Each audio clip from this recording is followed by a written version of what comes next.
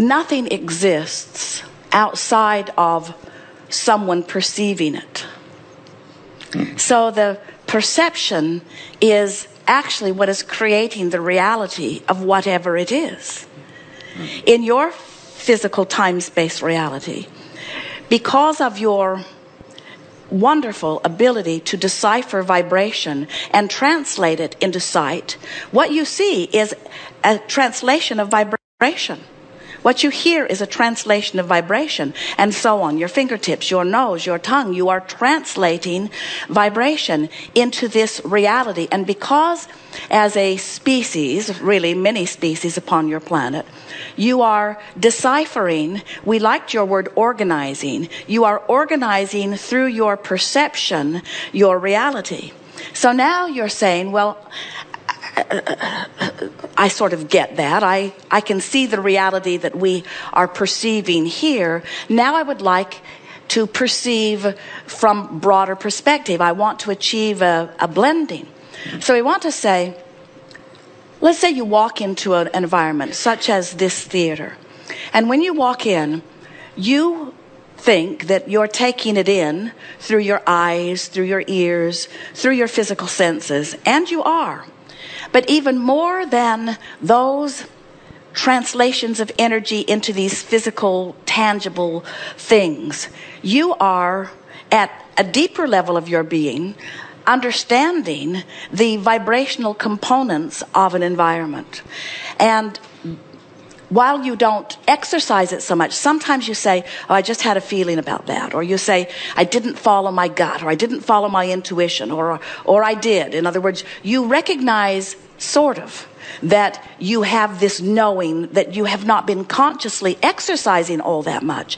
And really, the point, one of the primary points of value that we see as we play with you is that sometimes we are able, through the endless words that Esther finds to match the vibration that we are offering, a blending that helps you look for things vibrationally. And when we say look, it's the wrong word. Feel for, that's the wrong word too. Sense for, feel for. When you walk into a room, you are getting much more, you're observing much more on that vibrational level than you are with your physical senses. So it's interesting how often light and what you see is a big component of your experience. As you are exploring people who've had near-death experience, or even wanting to explore those who are deaf. Jerry and Esther learned from the girls at the office that their lovable cat made her transition into non-physical while they have been on this trip. And so Esther's been thinking about lovable cat, and she's found it very interesting to guide her thoughts in places that are comfortable to her. She did not want to hear about anything. She was happy knowing that Elsie had made her transition. And then yesterday, Jerry and Esther didn't leave the ship. They have been enjoying the tours, and yesterday they just stayed inside their cabin and just had as much bliss as they could find in every way they could find it. And Esther was lying on the bed in the afternoon, and she was with Jerry, and they were basking in the deliciousness of their life and the day. And Jerry said something, and while he was talking, Esther's mind moved over to lovable cat. And in her mind, she saw Elsie, as she so often saw her, lying in the garden right in front of the office where most of the girls are, just basking, just expressing her utter appreciation of her eternal life. And as Esther had that thought, in the moment of the thought, the cabin, which was completely dark, all of the shades had been drawn at that time, and they were lying in the darkness, the cabin light came on. And at first, Jerry thought the steward had come in and had turned it on from the other room, but none of those switches. And Esther smiled because she knew this was energy. She knows. It's interesting. You think about the near-death experiences of the humans you know, but sometimes you forget that all of you are eternal beings and all of you are eternally connected. And nothing as insignificant as that which you call death ever separates this vibrational grid upon which you live. You are eternally connected to that which You are, you see. So as you acknowledge that there is no separation between what is physical and non-physical, and that it is all about energy, and that thought is energy, and that thought transcends all barriers or blockades of physical and non-physical, then we must go back to the first part of your question and say, unequivocally, you are eternally tied to one another. Now, we get, this caused Esther to ponder a little bit, because as much as she has adored Elsie, and as much as she knew this little cat was truly tied to pure positive energy, they've seen that cat's aura on several occasions. She shines brighter than any human being they've ever known. It did not occur to Esther to have conversations with Elsie. Talk to her father, she likes that a lot. Talk to us, she likes that a lot. A lot of dead friends. It did not occur to her to continue to have experience with Elsie until, in a moment of absolute non-resistance, her thought gently went to Elsie in a place of non-resistance, and all that is showed Esther and Jerry in a very focused way that there is no separation between what is physical and non-physical. There is no such thing as death. There is no such thing as death.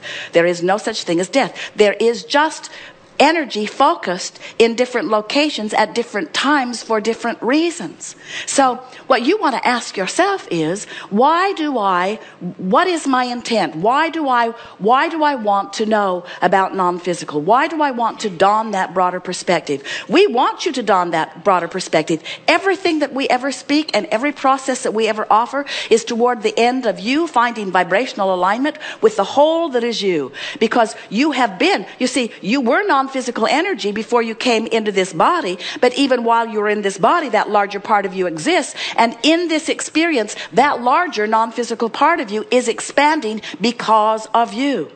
So how do you separate out what part of this source energy, what part of Abraham is Esther, what part of Abraham is Jerry, what part of Abraham is you, what part of this thing that you want to maybe call God, what part of God am I? How do we find which piece of the clump am I? And we say this is an all that is energy that is focused in a variety of places, but each and every one of those places has as much access to the whole of it as any other part of it. And so hear us when we say Elsie, cat Elsie, is non-physical energy too, who was expressing herself in a different way in a physical format. But how do you separate out the energy that is in your cat from the energy that is in your dog, from the energy that is in your food, from the energy that is in you? And we say it is all about intention. It is all about focus. It is all about perspective.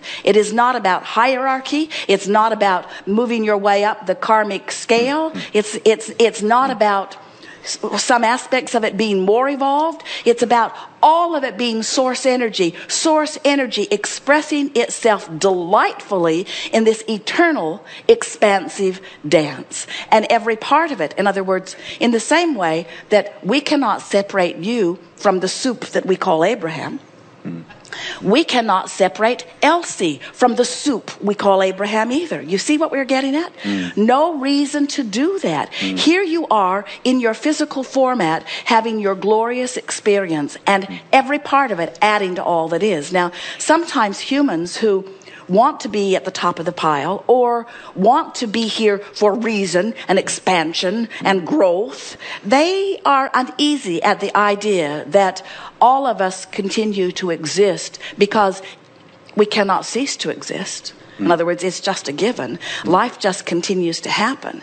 And it turns out, and you know that when you reemerge into non-physical completely, and we're wanting to help you to find it here, the only reason that anything that is source or God, which is everything, continues to, the only goal that it ever has is the joyous experience of joyously expanding, you see.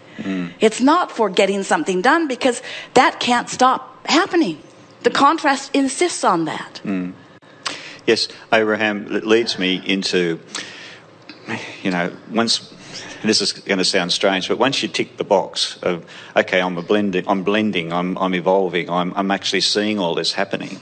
But I want to know how, I really want to know how to make the tools work better. You know, this is a beautiful physical experience that I've been playing around with for 50 years. What we're wanting to help you to feel is that it's not about anything that you do, and it's really not about any tool that you use. It's about a perspective or an understanding of who you are and why you're here to begin with. In other words, if we could just convey to you that you are source energy here for the joy of experience and expansion, but that joy is what it is all about, yes, then all of the tools would fall right into place. Well, we're not kidding you. We've said this on a few occasions, maybe even as we've been here together.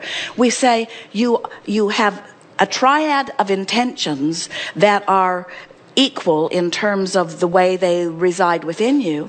The first is an absolute understanding and knowledge of, not quest for, but knowledge of, we're speaking from your broader non-physical perspective, freedom. The basis of that which we all are is free. Because you are so free, you can choose bondage. You are free to complain or to praise. You are free to find fault or find value. You are free to love or to hate. Your perspective is uniquely and completely your own. And you have freedom to focus as you will. The freedom to focus is the basis of all life. Your quest, if it is as ours so powerfully is, and everything we've been talking about here is, your quest is joy, which means your quest is to use this now perspective, which is the one you've got, to use this now perspective, which is the one we're talking to, which is to use this now perspective, which is the personality that you know as you, and the one that people see when they look at you, and the one that you feel like when you debate or discuss issues. This perspective that is you, to take this perspective that is you and blend it, your words, our words, your words, our words, blend it with a perspective of source, which means you have to find some way, somehow, to see whatever you're seeing now as source sees it, or there's separation and therefore less than the experience that you're reaching for. So if joy or bliss or appreciation or love is your quest, and that matters more to you, not what you do, not the processes, not the tools. It's somehow right now finding bliss. Esther had found a moment of pure bliss, and the only beast she has ever known personally up close who only and always ever lived pure bliss shined a light right in there in that moment as she was thinking. That's alignment, you see. So as you are in vibrational alignment in this moment and in this moment and in this moment with who you really are, as you come into alignment with who you really are, and you do it because your quest is feeling your way there, not seeing your way there, not studying your way there, not doing the tools your way there, not taking classes your way there, by wanting so much this blending that you are willing moment by moment, not just when you're hurting to feel better, and not just when you're sick to feel better, and not just when you're complaining to feel better, but letting it be your all day, everyday quest to tune yourself. Hear what we're saying. To be physically focused is a fabulous thing. Yes. To have brought this source energy into this time-space reality with all this unique clarity and focus right out here where all the power is on the leading edge of thought, and then to focus into this time-space reality in alignment with the whole of you, so that you're all of you is having this experience. That is what blending is. And the result of it, whether you're blended or not, will be expansion, because at some point a blending will occur. But to have the blending occur while you're in your point of focus, that's the best of all worlds. That's what we all live for. You didn't come forth to fix things that are broken. You came forth for that unique experience that your question in all of its beautiful words was asking for. You said, I will go forth into the physical realm on the leading edge of thought. and I will find things to focus myself into. And I will find a way of not only focusing out there uniquely, but in blended fashion with the whole of me, so that everywhere I look, value is offered by me to others and received to me. That's what life is. That's what the eternal life that we are all about is, you see. Thank you, Abraham.